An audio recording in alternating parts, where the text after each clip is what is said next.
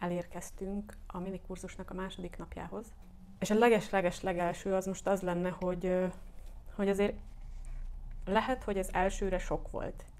Mert hogyha bekapcsolta nálad azt, hogy úristen, én ebből aztán semmit nem tartok be, vagy nagyon keveset, vagy hogy ez nálam így mindegyik igaz, amit elmondtál, az nagyon megterhelő lehet. Jó, ne tedd magadra még ezt a nyomást is, mert tök felesleges. Én amit javaslok, az az, hogy priorizálj, és mondjuk nézd meg azt, hogy melyik az, amivel úgy el tudod most kezdeni jelen pillanatban, vagy melyik az, ami a leginkább fontos, vagy ami a leginkább ott van most nálad. Mert hogyha azzal az egyel elkezdesz foglalkozni, akkor az valószínűleg be fog mozgatni ebből a listából több dolgot is. Jó, tehát lehet, hogy neked az az egy is már a megoldást jelenti majd, mert hogy az úgy szépen hozza magával a többit is. Vagy hogy azok is elkezdenek így gyógyulni benned, meg helyre pakolódni. Úgyhogy ez az első, hogy nézd meg azt az egy dolgot, ami a legfontosabb, vagy amit a legfontosabbnak érzel, és akkor mondd azt, hogy oké, akkor most erre teszem a fókuszt, ezzel foglalkozok, és a többi az most így ne nyomja a válladat. Jó. Volt egy olyan, hogy ugye meséltem, hogy nekünk sem jött össze rögtön a baba, meg ide kapcsolnám a veszteséget is, mert hogy ezzel kapcsolatban is jeleztetek vissza. Az első az az, hogy onnan kezdeném, hogy nálam is volt egy veszteség, ami engem nagyon-nagyon mélyre vitt. És én utána így nem is szerettem volna erről hallani, tehát éreztem azt, hogy nem vagyok készen lelkileg arra, hogy most én várandós legyek, vagy hogy beérkezzen egy baba az életembe. Én azt gondolom, hogy nagyon fontos egy veszteségnél, és tapasztaltam is, hogy nagyon fontos az, hogy meg legyen dolgozva, és hogy meg legyen engedve a fájdalom, és el legyen gyászolva. És ez nem könnyű egyáltalán, legalábbis ahogy én tapasztaltam, mert egyszerűen a társadalom annyira nem tudja kezelni, nincsenek eszközök arra, hogy a veszteséget tudjuk valahogyan kezelni, és ez megnehezíti annak az életét is, vagy annak az érzéseit is, vagy feldolgozást, aki benne van ebben a dologban.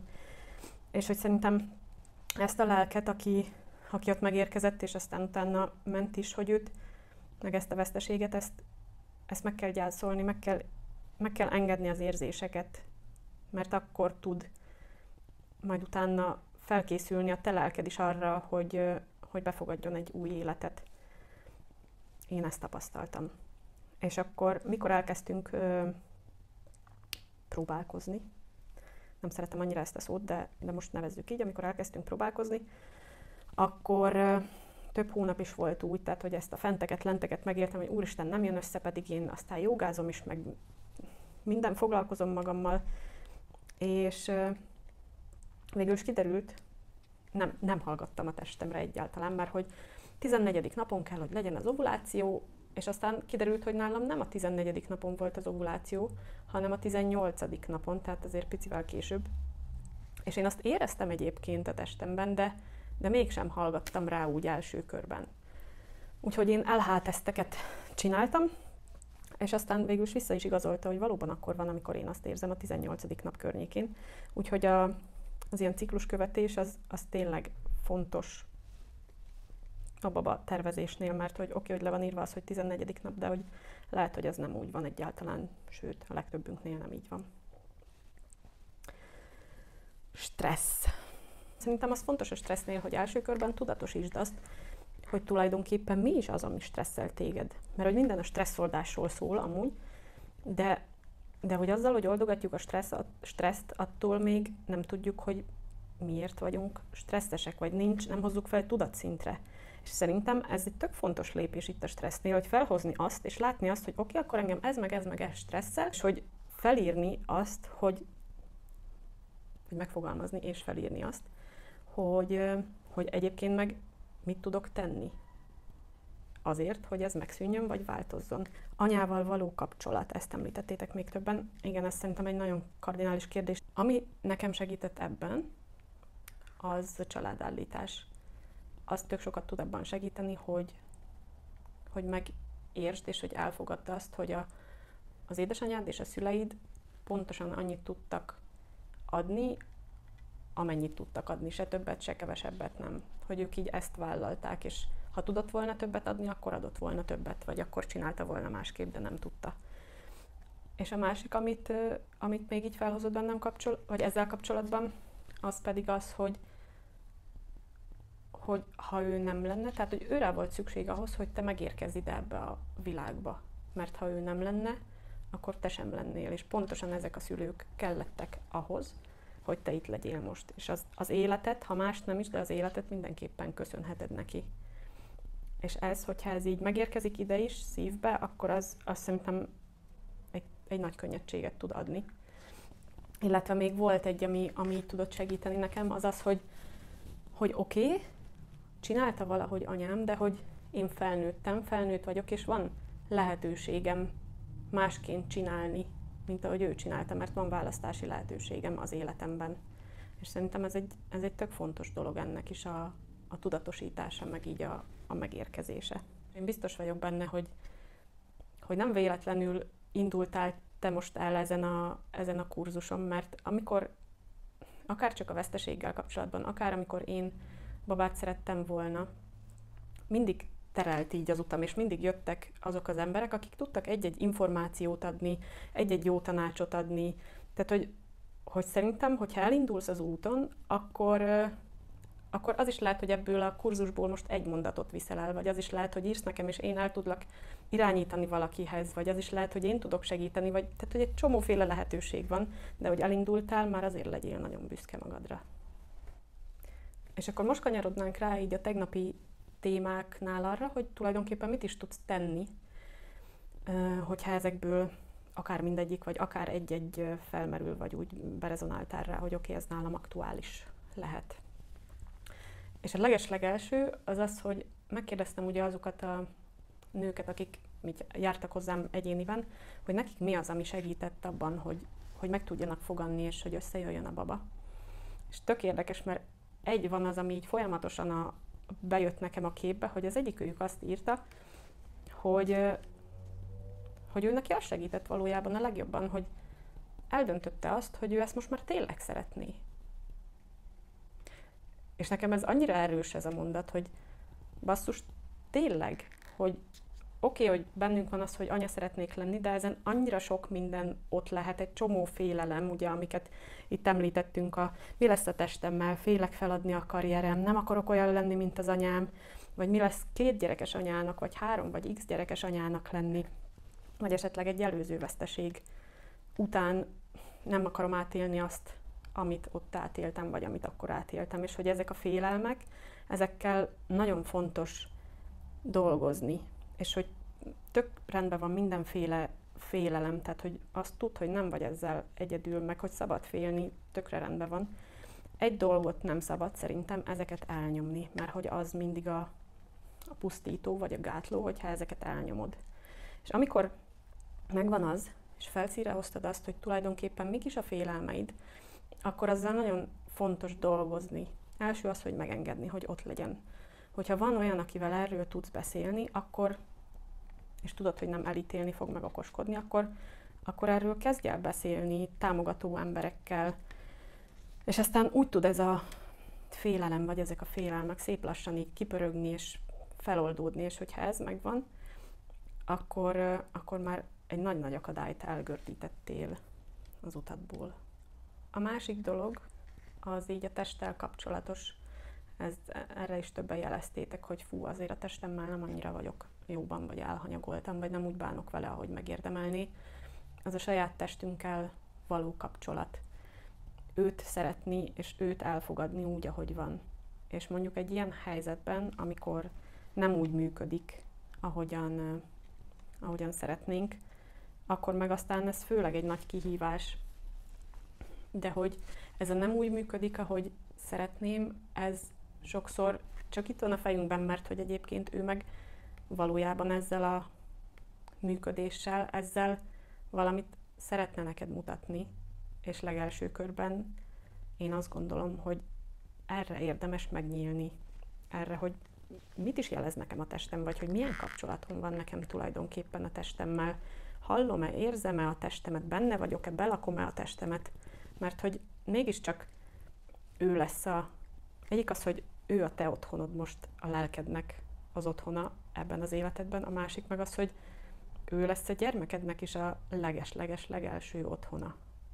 Tehát, hogy az, hogy hogyan tudod táplálni, akár ételekkel, akár gondolatokkal, akár törődéssel, és ez lehet csak annyi, hogy odarakom azt a szándékot egy-egy tettem mögé, hogy oké, ezt most azért csinálom, mert a testemnek erre van szüksége, vagy ezt most magamért csinálom, azért, hogy a testem jól legyen. És ez lehet annyi is, hogy reggel megiszol egy zöldség vagy gyümölcs turmixot, vagy lehet annyi is, hogy a reggeli teádat, vagy az esti teádat úgy iszod meg, hogy oké, ezt most azért teszem, hogy a testem jól legyen.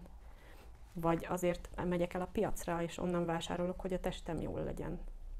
Szóval törődj a testeddel, és legyél vele, szeresd őt, mert hogy egyébként téged szolgál ebben az életben. A ciklusnak az ismerete, az megint csak egy olyan dolog, ami egyébként nekem is annyira sokat segített basszus így az úton, és én valahol itt kezdtem el a nőiséggel foglalkozni, amikor a női jóga oktató képzésre jártam, hogy a ciklusom. És hogyha tudsz kapcsolódni a ciklusoddal, és megérted, és megtapasztalod az áramlását, akkor az annyira nagy könnyedséget tud adni. Nekem például megint csak saját tapasztalat, vagy itt saját élmény, hogy azt adta, amikor láttam, és tanultam arról, hogy milyen vagyok mondjuk a ciklusom alatt, és hogy nem kell mindig ugyanolyannak lennem, nekem nem kell mindig ugyanazt teljesítenem mondjuk a munkában, vagy az edzőteremben, vagy hogyha elmegyek futni, nem kell mindig ugyanúgy teljesítenem, mert hogy a ciklusom alatt egy csomóféle vagyok, és hogy ez ugyanúgy a hangulatban is megmutatkozik, meg abban, hogy mondjuk az első felében nyitott vagyok, meg mennék, meg csinálnám a dolgokat, meg találkozok szívesen a barátaimmal, és aztán a második felében meg tök fontos az, hogy megengedd magadnak azt, hogy ha nem esik jól, akkor ne menj, akkor lassulj le nyugodtan, sőt ez egyébként fontos is lenne, hogy a peteérés utántól azért így szépen húzódunk visszafelé, és hogy ezt megengedd magadnak. És ez fontos amúgy a stresszoldásban is, a lelassulás.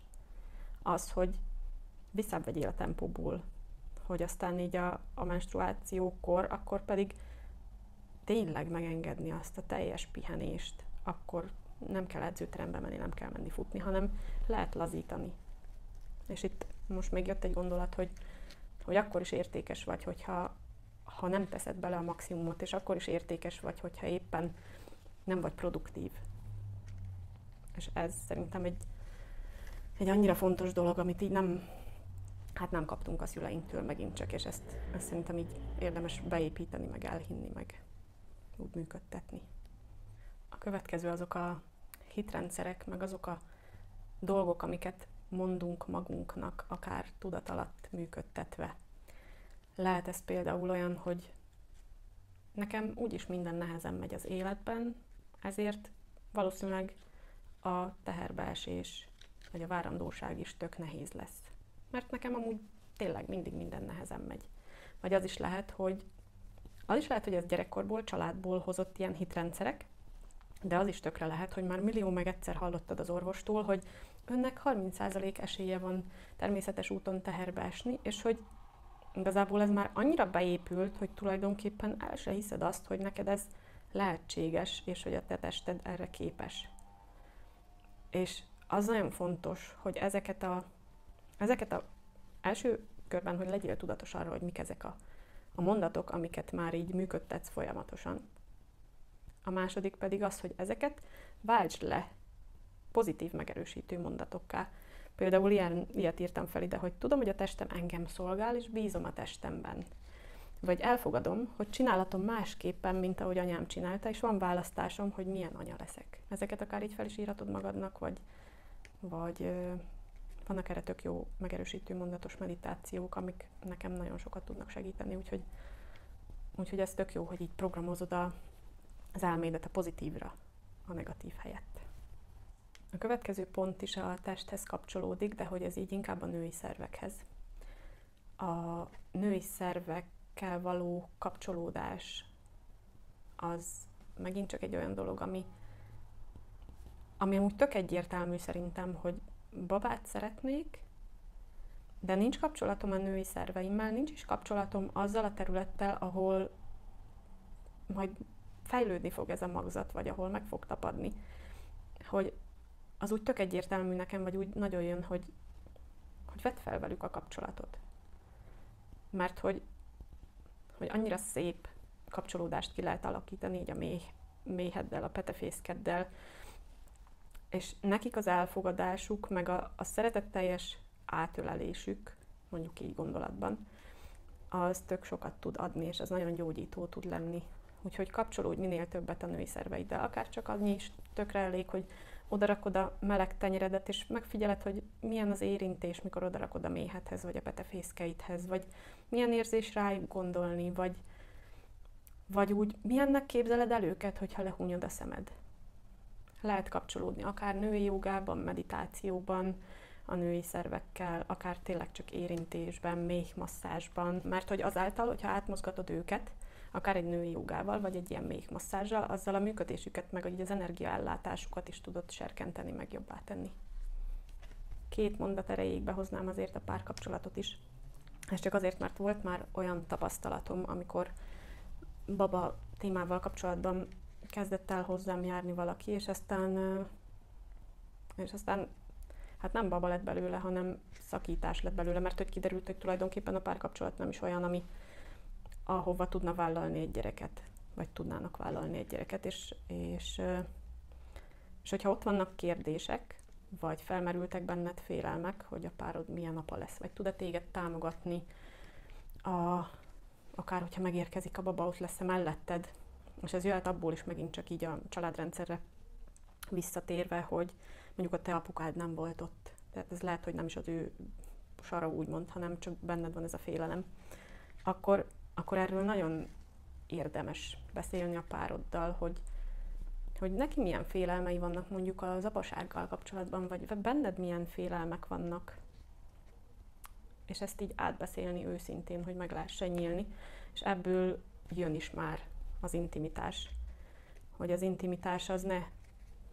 Azért a Baba projektnél nagyon át tud csúszni az intimitás abba, hogy oké, apukám, peteérésem van, akkor most szexeljünk, és akkor így ez nem intimitás, és szerintem nagyon fontos az, hogy visszahozni azt a szeretetteljes kapcsolódást a párkapcsolatba.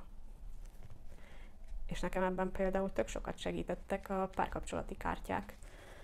Van egy olyan, én vettem egy olyan kártyát, amiben ilyen beszélgetésindító kérdések vannak, amiket egymásnak föl lehet tenni, és ebből mindig tök jókat szoktunk kapcsolódni egymással, meg beszélgetni, és az úgy mindig közelebb hoz, mert én azt gondolom, hogy a nőnek az intimitás, meg a szexre való ráhangolódás az valahol ott kezdődik, hogy szívben megérkezek a másikhoz, és a férfiaknál ez meg persze másképpen van, de hogy mondjuk ez neked is meg legyen itt belül, hogy tudsz vele kapcsolódni, ahhoz ezek a beszélgetések, ezek tök fontosak. A következő 2 napban pedig konkrét feladatokat fogok hozni, vagy konkrét feladatokat fogunk csinálni, amik a felsoroltakból több dologban is tudnak segíteni, meg így elindítani egy úton. Úgyhogy majd figyeld, a holnapi az picit hosszabb gyakorlás lesz, és most is itt vagyok, figyelem az e-maileket, figyelem az Instagramot, meg nagyon köszi, hogy tényleg, hogy már így az első napon ennyire aktívak voltatok. Most is rakok be ide a videó alá majd, és az e-mailbe egy Drive, vagy mi az? Google kérdőívet. Úgyhogy ha bármi kérdés van, vagy megosztanád a történetedet, vagy csak kapcsolódjunk, akkor keressetek meg, vagy keresd meg nyugodtan. És akkor holnap találkozunk. Szép napot!